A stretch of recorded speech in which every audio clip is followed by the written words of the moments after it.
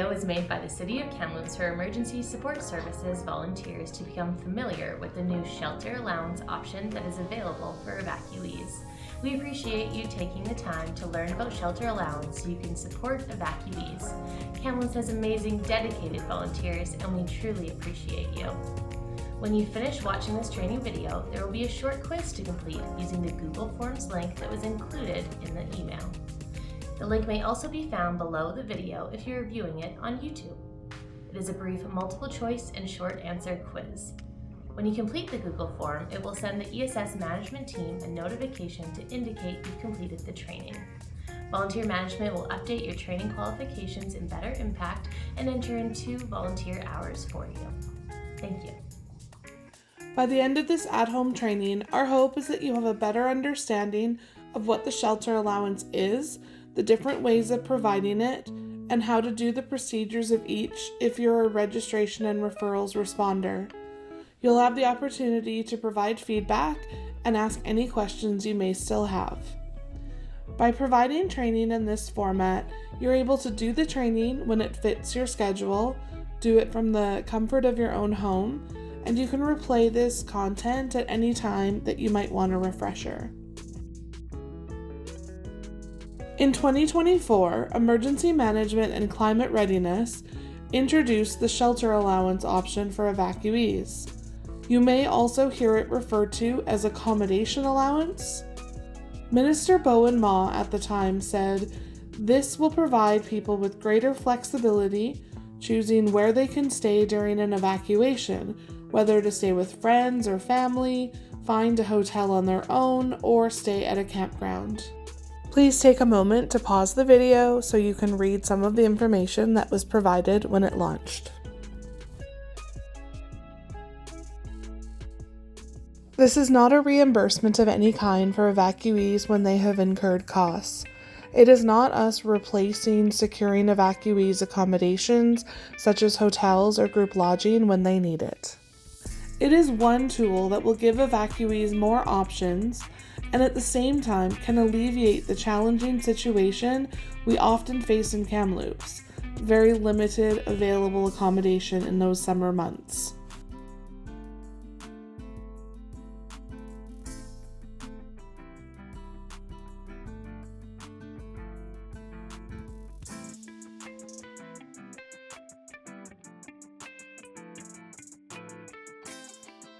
Registration and referrals responders will still complete their needs assessment as per usual.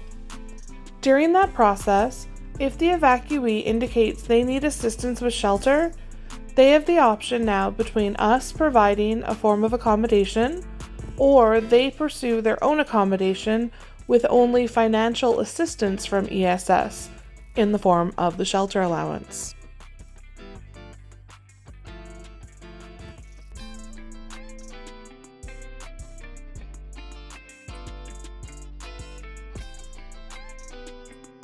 The shelter allowance is a predetermined amount of money per night. A household of 1 to 5 can receive $200 per night, and households of 6 or more, $400 per night. Just like our other referrals or supports, we do not backdate the start time of the shelter allowance. Evacuees do not need to provide any indication or details of where they'll stay.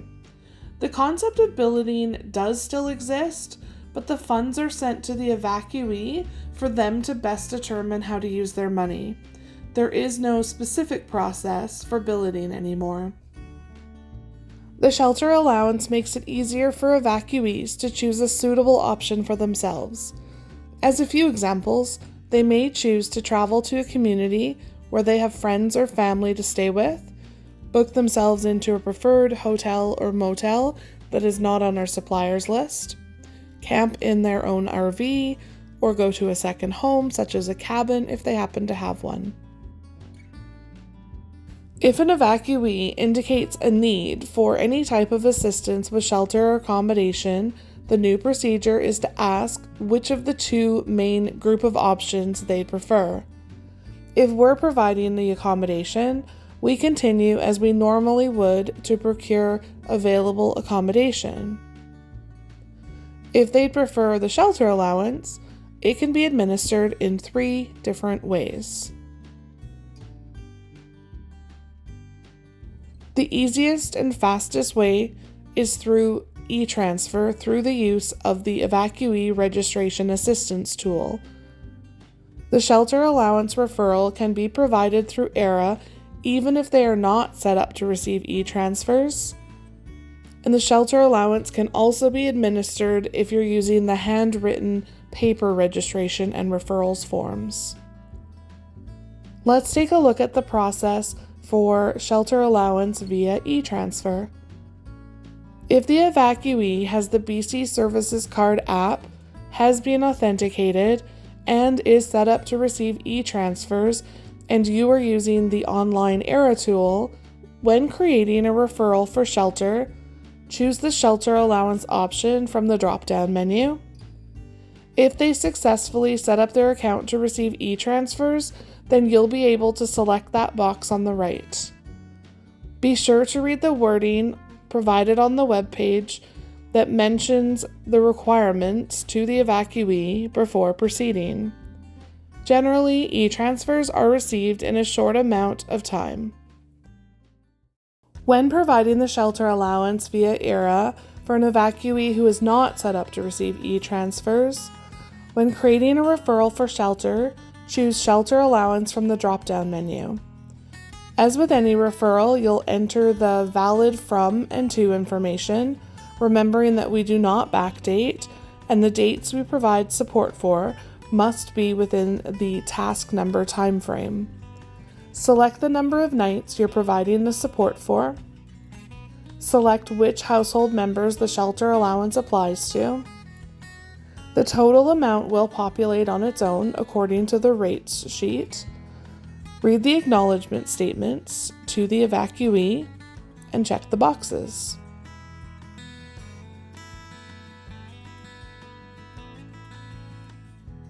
Click on the referral option. Read the important information box to the evacuee.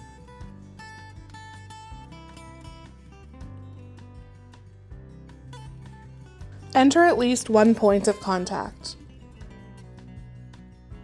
Process and print the referral as usual. Point out to the evacuee that the instructions are indicated on the referral. This is the only form you need to provide them, and the only form they need to submit to Emergency Management and Climate Readiness for the shelter allowance. If they require further shelter allowance, for example because their evacuation order has been extended, they will need a new shelter allowance referral. The valid to and from dates on the printed referral cannot be changed or extended. Unlike the old billeting procedure, there is no second piece of paper to fill out or provide. The evacuee could still choose to stay with friends or family and provide the host money, but it will be up to them to receive the funds and distribute them as they wish. Evacuees do not need to disclose how or where they will spend their shelter allowance money. Be sure to print your first name and last initial, and, if present, the evacuee signs their name to the printed referral form. Instead of physically mailing the form to EMCR, the evacuee can scan the paper or take a clear photo of it and email it to EMCR Finance Inquiries at gov.bc.ca so it is received sooner. Those instructions are indicated on the back of the form.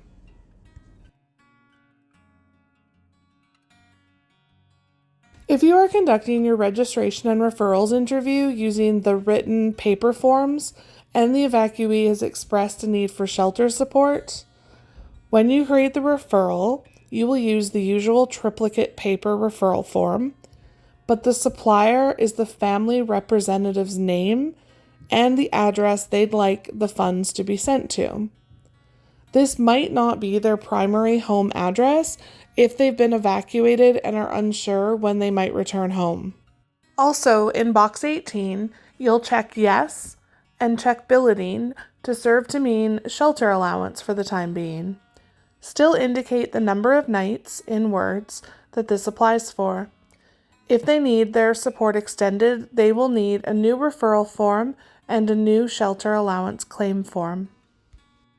Refer to a current rate sheet when writing in your comments. Further to this paper, the evacuee will also need the Emergency Support Services Shelter Allowance Claim Form. This might be saved to your City of Kamloops laptop, or it might be located in print within the reception center. Ask a supervisor if you are unsure.